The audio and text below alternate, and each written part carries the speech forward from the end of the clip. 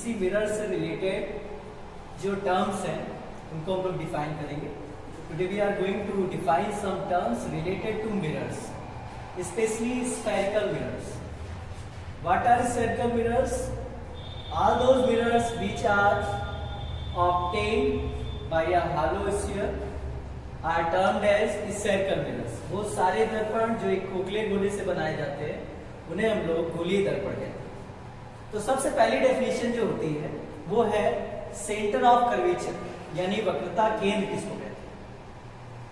So the centre of the sphere by which the spherical mirror is obtained is known as centre of curvature, यानी उस गोले का केंद्र जिससे एक गोलीय दर्पण बनाया जा रहा है उसे हम लोग बोलते हैं वक्रता केंद्र, और इसे सी से डिनोट करते हैं।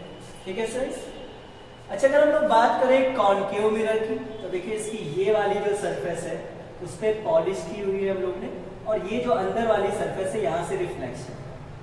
और अगर हम लोग उत्तल दर्पण की बात करें तो इससे भीतर वाली सरफेस ये वाली जो है उस पर हम लोग ने पॉलिश कर रखी है और यहाँ से जो है परावर्तन देखने को मिल रहा है। तो अगर आप इसकी बात करोगे तो ये वाली सरफेस जो है इधर वाली सरफेस है वो है परावर्तक तल, और इसकी बात करो तो ये वाली सरफेस जो है वो परावर्तक तल। ठीक है स्टूडेंट्स। तो हम लोग ने सेंटर ऑफ कर्वेचर को डिफाइन कर लिया। अब बात करते हैं रेडियस ऑफ कर्वेचर, यानी वक्रता त्रिज्या। तो एक चीज और हम लोग डिफाइन कर लेते हैं, ये जो गोलीय दर्पण है इसका जो परावर्तक तल है उसका जो मध्य बिंदु होता है उसको हम लोग बोलते हैं ध्रुव, यानी the mid point of the reflecting surface of a spherical mirror is known as pole, यानी जो परावर्तक तल है उसका जो मध्य बिंदु होगा उसे हम लोग बोलते हैं ध्रुव, और वक्रता केंद्र से ध्रुव तक की जो दूरी होगी बेटा उसे हम लोग बोलते हैं वक्रता त्रिज्या, यानी the distance between centre of curvature to the pole of the mirror is known as radius of curvature, उसे हम लोग बोलेंगे radius of curvature. Okay students. अभी नेक्स्ट बहुत इंपॉर्टेंट है फोकस।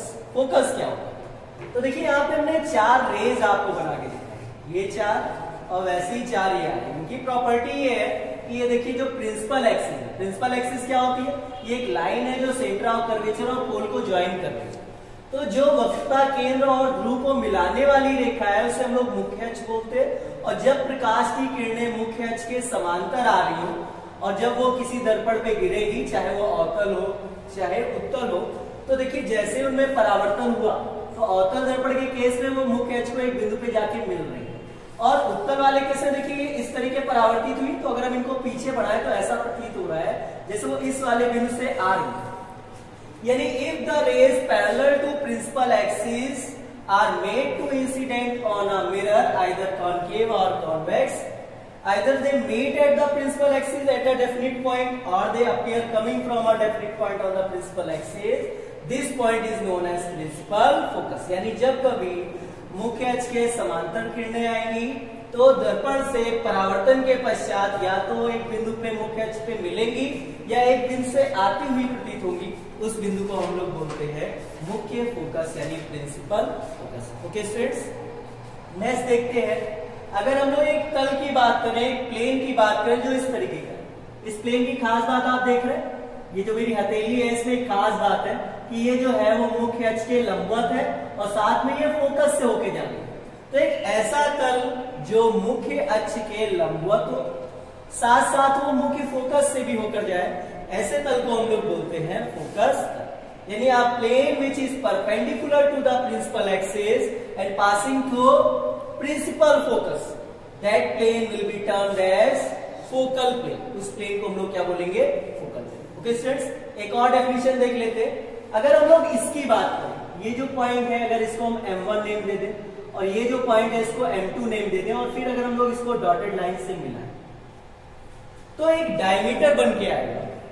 वो डायमीटर एक तरीके से ये बताएगा कि कितने स्पेस से जो है वो लाइट इस मिरर में इंसिडेंट हो सकती है। So the diameter of the reflecting surface, यानी जो परावर्तक तल है उसके द्वारक का व्यास, ठीक है, यानी जितना वो आ रहा है, जितने स्पेस से वो लाइट रे आ सकती है उसे हम लोग बोलते हैं एपर्चर। ओके स्टूडेंट्स, तो एक बार फिर से सब कुछ जो है हम लोग रिवाइज कर लेते हैं। सबसे पहले पोल क्या था?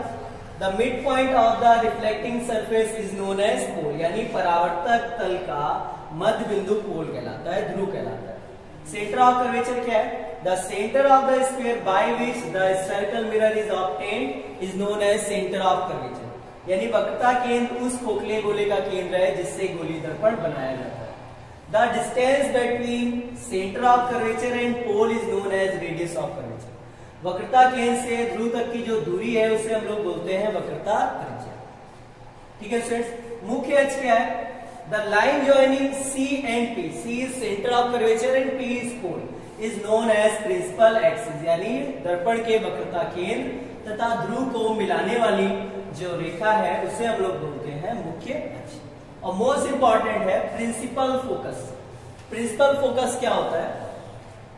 जब कभी रेज प्रिंसिपल एक्सिस के पैरेलल आ रही होंगी और जब वो मिरर से रिफ्लेक्ट होंगी, दर्पण से परावर्तित होंगी, तो परावर्तन के पश्चात या तो एक बिंदु पे मिलेंगी या एक बिंदु से आती हुई प्रतीत होंगी, इस बिंदु को हम लोग बोलते हैं मुख्य फोकस। यानी when the rays parallel to principal axis are made to incident on a circle mirror after reflection, either they intersect the principal axis at a definite point or appear to come from a definite point on the principal axis, such definite point is known as principal focus। Okay students, and the one more important thing is the gap between focus and pole or the distance between focus and pole is known as focal length।